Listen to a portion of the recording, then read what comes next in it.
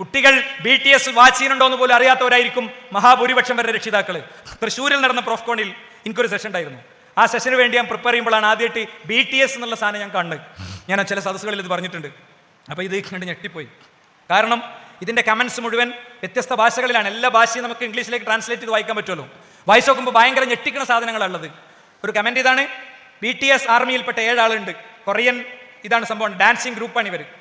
ഈ ആളുകളിൽപ്പെട്ട ഒരാൾ എൻ്റെ റൂമിൽ വന്ന് എന്നെ ശാരീരികമായി ഉപയോഗിക്കുന്നത് ഞാനൊരു ഡ്രീമായി, സ്വപ്നമായി കാണുകയാണെന്നാണ്. അപ്പോൾ ഇതൊരു ഒരൊറ്റപ്പെട്ട കമൻ്റ് ആയിരിക്കും ഞാൻ വിചാരിച്ചു. ചെക്ക് ചെയ്യുമ്പോൾ ഇതൊരു ടോട്ടൽ ഒരു സംഭവമാണ്. പിന്നെ പഠിച്ചു വരുമ്പോൾ ഇതിൻ്റെ പേരിൽ ഒരുപാട് ആത്മഹത്യകൾ നടന്നിട്ടുണ്ട്. കുട്ടികളുടെ സൗന്ദര്യ സങ്കല്പം ആകെ മാറുകയാണ്. മുഖത്തൊരു പുള്ളിയുള്ള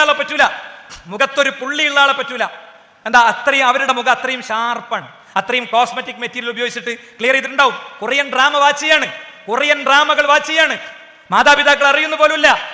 മാതാപിതാക്കൾക്ക് തന്നെ ഒന്ന് ചുണ്ടു ചുമപ്പിക്കാതെ സ്വന്തം കുട്ടിയോ പേരക്കുട്ടിയോ മരുമോളോ ഇറങ്ങുമ്പോൾ അസ്വസ്ഥതയാണ്.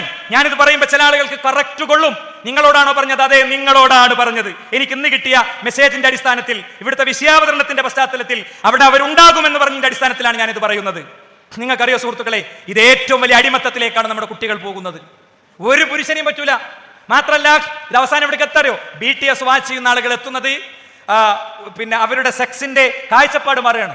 അവരുടെ സെക്സ് ആണും തമ്മിലുള്ള, പെണ്ണും തമ്മിലുള്ള സെക്സിലേക്ക് എത്തും. ഇത് ഞാൻ വെറുതെ പറയണല്ല. മലയാള മനോരമ പോലും ഇതിൽ ആർട്ടിക്കിളുകൾ പുറത്തു വിട്ടിട്ടുണ്ട്, ഇതിലെ സംഗതികൾ പുറത്തേക്ക് വിട്ടിട്ടുണ്ട്. ഒരു കുട്ടി നാട് വിട്ട കുട്ടിയെ അവസാനം ഒരു ഹോട്ടലിൽ നിന്ന് പിടിച്ചപ്പോൾ മിഡിൽ ക്ലാസ് ഫാമിലിയിൽപ്പെട്ട ആ കുട്ടിയെ പോലീസ് ഇരുത്തി വിസ്തരിച്ചപ്പോൾ പറഞ്ഞെന്താരോ, എനിക്ക് കൊറിയയിലേക്ക് പോകണം, അതിനുള്ള ടിക്കറ്റിന്റെ പൈസ ഉണ്ടാക്കുകയാണ് ഞാനെന്നാണ്. ഒരു കുട്ടി മതം പഠിക്കുന്ന, ക്യാമ്പസിൽ പഠിക്കുന്ന ഒരു കുട്ടിയുടെ പാരന്റ് ആ കുട്ടിയുടെ വിവാഹവുമായി ബന്ധപ്പെട്ട് വിളിച്ചപ്പോൾ പറഞ്ഞത്, മലി അവൾ കൊറിയൻ ഭാഷ അടക്കം പഠിക്കേണ്ടതാണ്, നല്ല കുട്ടിയാണ് ഒരുപാട്. ഞാൻ ഉള്ളതൊന്ന് വിളിക്കാൻ വേണ്ടി പറയാറുണ്ട്.